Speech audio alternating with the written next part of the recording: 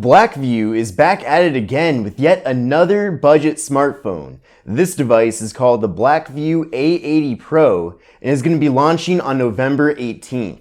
So let's talk about it.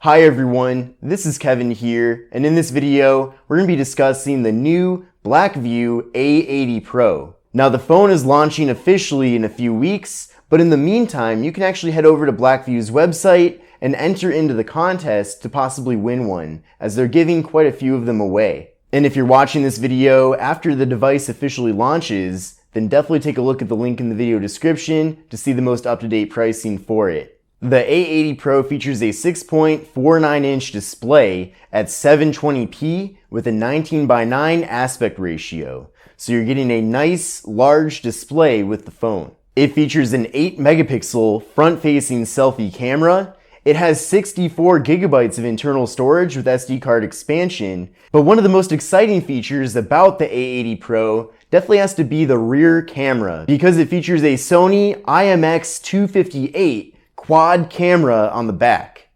So with that, you're getting a 4-time optical zoom. Now, as far as other specifications go, regarding the Blackview A80 Pro, you're getting 4 gigabytes of RAM, and you're getting the MediaTek Helio P25 processor, which is a very decent budget processor. But it's definitely exciting though to see 4 gigs of RAM with a budget phone. Another nice surprise is that we're getting a very beefy battery in this device, with a capacity of 4,680 milliamp hours. And then finally, we're getting a near stock version of Android 9 Pie with the phone. So I wanted to put out this introduction video just to kind of give you a heads up about the phone and to let you know about the giveaway that you can enter into right now. Now, once the device launches, I am getting it. Blackview said that they're going to be sending it out to me, so I really appreciate that. Thank you a lot, Blackview.